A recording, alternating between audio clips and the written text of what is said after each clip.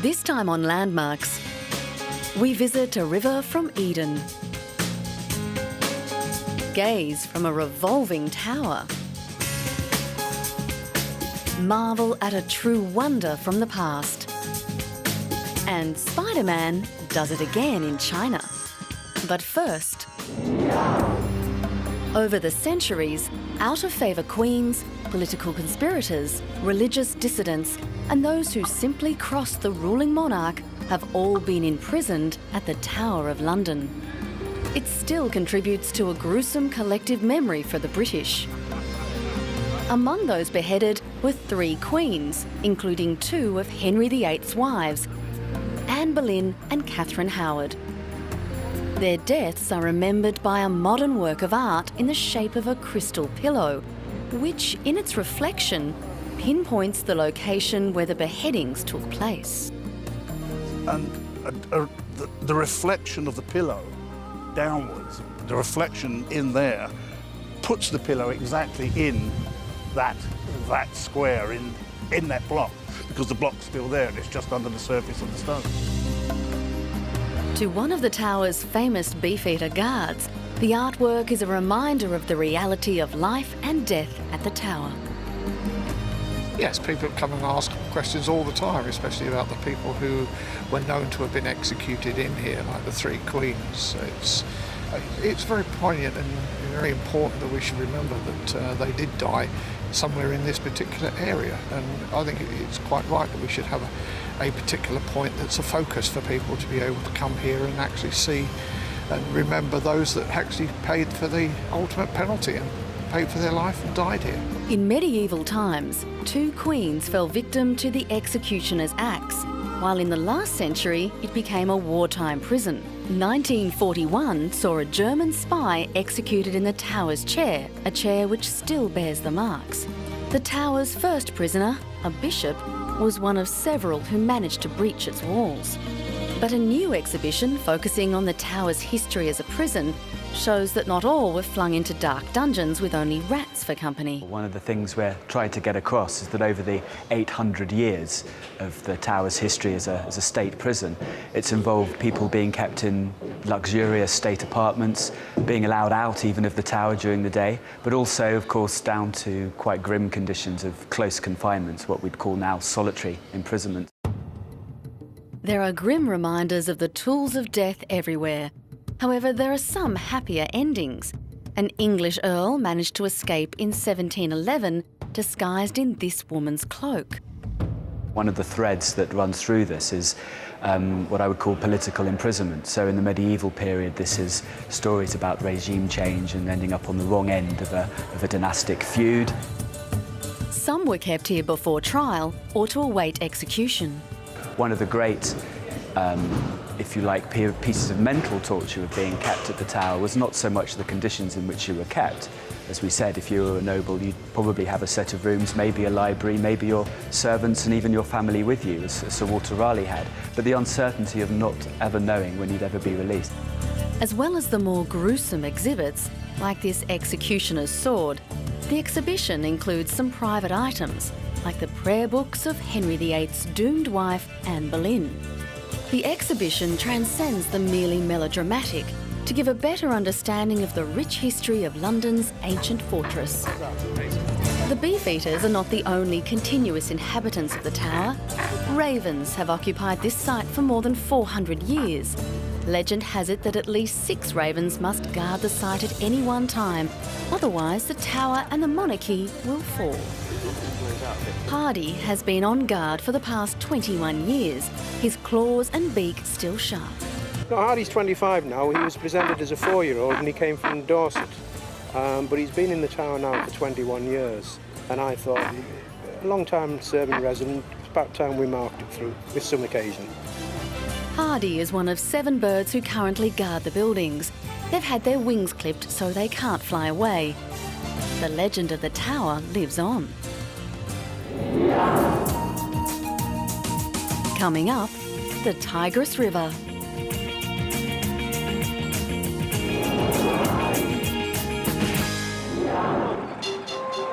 Plunging under the olive green surface of the ancient Tigris River, worshippers from an obscure sect emerge spurting water from their mouths.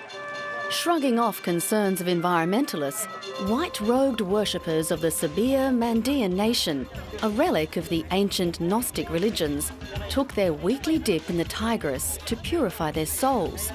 To members of the Sabia-Mandaean nation, the river's contents are of little concern. In biblical times, the Tigris River was believed to have been one of the 4 rivers to have flown from the Garden of Eden. The fast-flowing river, along with its slower sister river, the Euphrates, flows from the mountains of Turkey down to Iraq. In the book of Genesis, the prophet Daniel was said to have received his visions on its banks. Today, despite the hardships of tyranny and war, many locals still find treasure among its troubled waters. Before the country was thrown into turmoil, an army of artisans conducted a flourishing gold industry from workshops located along the banks of the river. Some of the finest jewellery in the Middle East was to be found here. It was not unusual for shavings or splinters of gold to be discarded during the manufacturing process, and it was common practice for the workers to throw the unwanted and worthless fragments into the river. But now, those pieces have a real value to a community that struggles desperately to find an income to buy the essentials of life. But like much of the war-ravaged country, the Tigris is now choking with modern-day pollution that researchers say puts millions of Iraqis at risk. A little way downstream, the extent of the desecration is revealed. A toxic cocktail gushes into the river as it flows through the Iraqi capital of Baghdad. Experts from the Iraqi government and environmental groups had hoped to conduct the first survey of the section flowing through Baghdad since the US-led invasion in 2003. But river police stopped them short, citing security concerns. At first, gently flowing waters might seem like a haven from the traffic jams snarling Baghdad, but the river's appearance belies unsavoury contents. We formed this project to go down the river and just do the first environmental assessment, just more like a pre-assessment of the river. We face many problems, but I think that if people start to pay more attention to the river, then they'll be able to improve it, clean it up. There are people who swim in the river, there are people swimming behind us, and they should be able to swim in a clean river, and we should be able to drink out of a clean river. It was not always that way. Iraqi researchers date the start of the decline to Saddam Hussein's war with Iran in the 1980s, when government funds were diverted to the army. Sanctions imposed after the 1991 Gulf War further crippled facilities before looters stripped sewerage works, along with other government facilities after Baghdad fell in 2003. US officials say they are working as fast as they can to restore services, but blame the lack of progress on security. Heavy metals found in the water have raised concerns they may enter the food chain and perhaps cause cancers in humans. We are going to take samples from different places and then take them and analyze them. After that, there are limits. If it is over limits, we will find out what degree of pollution there in the Tigris. Over several thousand years, this river has seen many civilizations rise and fall, and many conflicts come and go. One day, the 21st century Iraq War will be just another memory.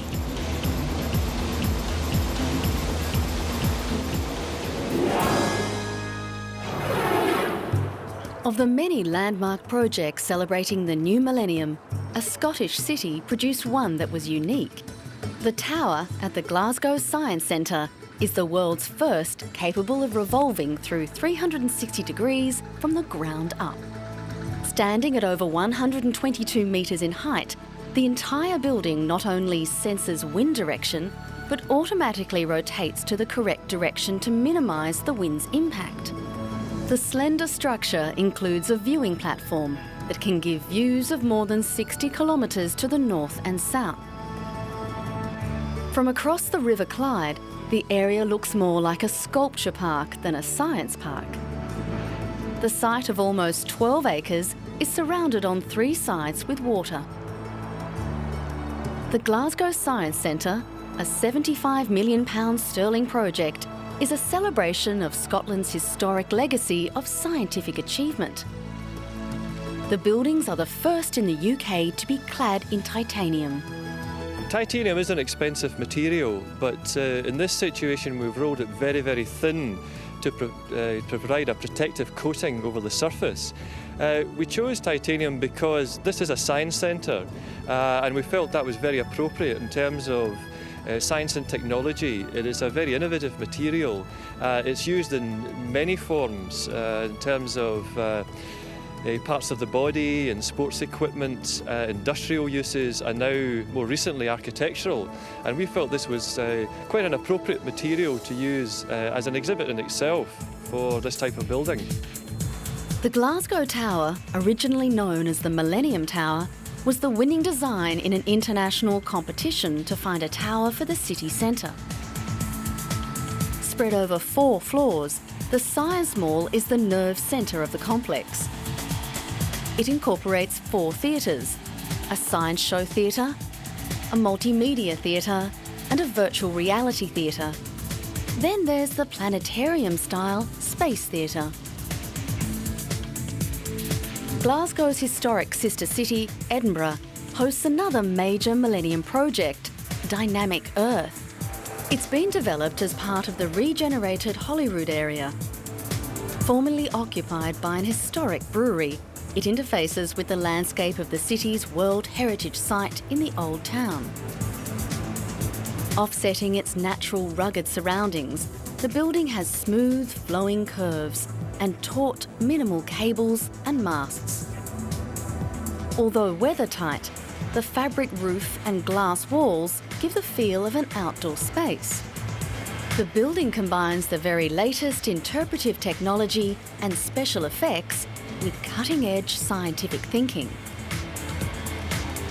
Dynamic Earth tells the story of the planet through 11 state-of-the-art Earthscapes. A journey around the planet Earth takes the visitor back through time to witness the Big Bang, experience earthquakes, ice ages and tropical rainstorms. It's thrilling entertainment, says Chief Executive Julia Fawcett. Dynamic Earth is a visitor attraction that tells the story of the planet, everything from the moment that the universe was created through to the future that we don't yet know. But in telling the story, it provides the visitor with 90 minutes of thrilling entertainment. Another element that makes Dynamic Earth eye-catching is the monumental forecourt in the shape of an amphitheatre that can be used for outdoor performances. Like its neighbours, the Palace of Holyrood House and the new Scottish Parliament, which use architecture to suggest political evolution, so the Dynamic Earth project uses architecture to connect natural history to human and civic life. On several levels, Dynamic Earth has been an outstanding success. It's provided Edinburgh with a science-based educational attraction, whilst at the same time promoting the city as being an all-year-round destination for tourists. Coming up, Abu Simbel.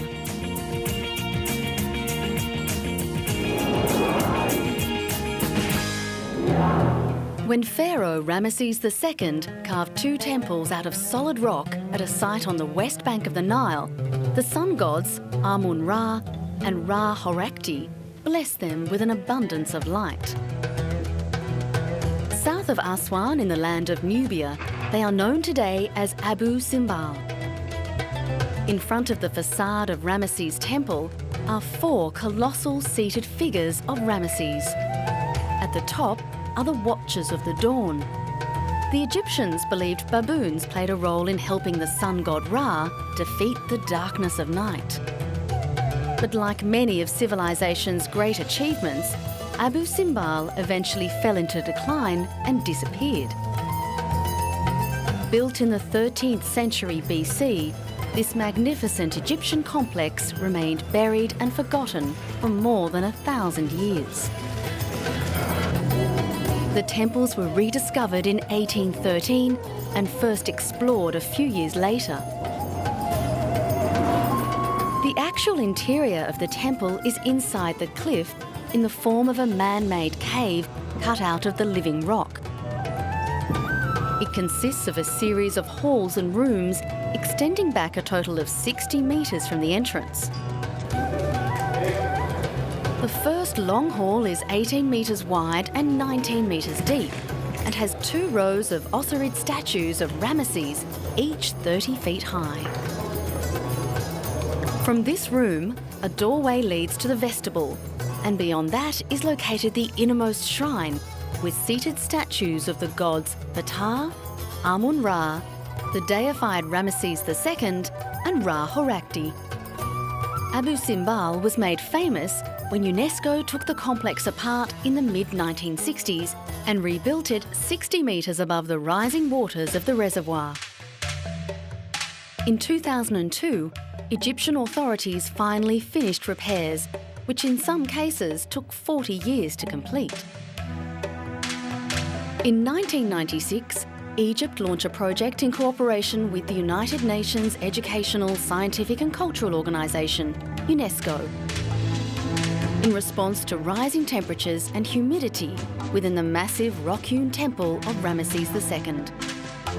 The temple is now protected by new ventilation shafts and a lighting system, but the restoration has been carried out with great sensitivity.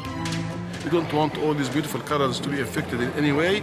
And of course, also inside the temple, you have this kind of lighting so that you can see the temple day and night. Attracting tourists to the temple is now a priority. Now we're hoping that now with the sound and light, there's some kind of nightlife, if you like. Now we're hoping for convoys to come in the afternoon, they can spend the night here. We're hoping also for night flights. And in fact, we have 3 hotels now in Abu Simbel, so you can have entertainment in the sound and the light, and you can have entertainment in the hotels, and you have facilities for people to spend the night here.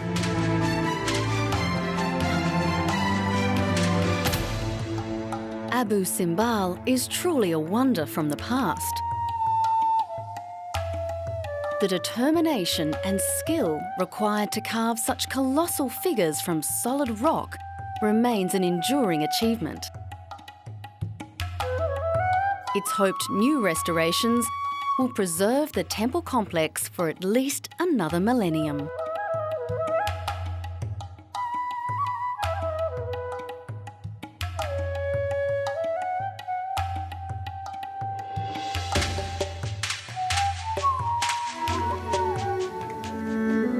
And we have discovered that in human works, eternal is only that which makes sense and has value for all mankind. When we are not here anymore, man will continue to come and dream at your feet.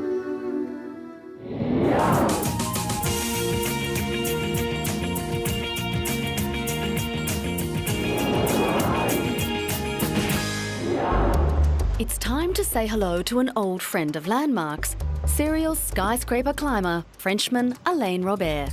What he and this program have in common is a passion for monumental landmarks, natural and man-made. This time, dressed in a Spider-Man costume, the tiny daredevil climber scaled the 88-storey Jinmao Tower, China's tallest building, ignoring warnings from police officers below that he was breaking Chinese law. The aerial daredevil, dubbed Spider-Man by media for climbing buildings without ropes, decided to mount the iron and glass structure without permission, after authorities turned down 2 requests. Now what is difficult is the access, which is another story. So one side of the story is more like James Bond, and the other side is more like climbing a ladder.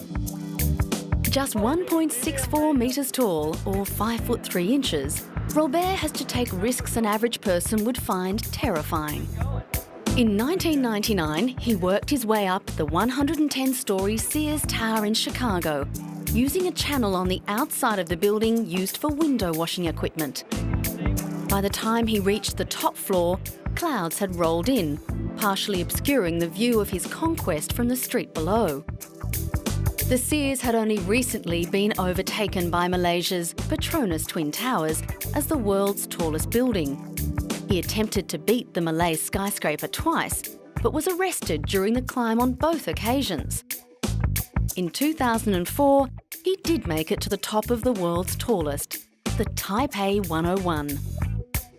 Robert, who has a wife and 3 children, said he had been nervous and anxious for days before the Sears climb. The Frenchman was arrested by Chicago police after reaching the top of the tower. He was charged with criminal trespass and failure to operate a safety net while performing an aerial show. He said the 90-minute climb up the 443-metre tall towers was more difficult than he had anticipated. Because there's condensation at the end of the skyscraper, the last 20 story, and for me it was not so easy like I have expected, because it was very, very slippery. Robert has climbed over 65 buildings around the world, including the Eiffel Tower, London's Canary Wharf building, New York's Empire State Building, and 8 years later, he could not resist climbing the Jin Mao to complete his top 4. He said he would keep on climbing buildings as it was a way to demonstrate his free and adventurous spirit to the people. You know, nowadays the problem is we are trying to live in a world so secure, so safe, and of course, me, this is my own way to show to the people that, sometimes it's good not to follow all the rules, because you're also missing all the fun. More than 100 onlookers had gathered around the tower after the news of his ascent spread. Many cheered him on as he climbed up to reach the pinnacle before climbing down. I think he must be doing this for a special reason. Maybe he wants to show his love for his girlfriend, or maybe he wants to show his ability and confidence.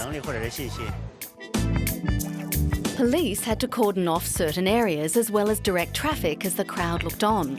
Firefighters were also at hand to spread a safety canvas along the grounds of the tower.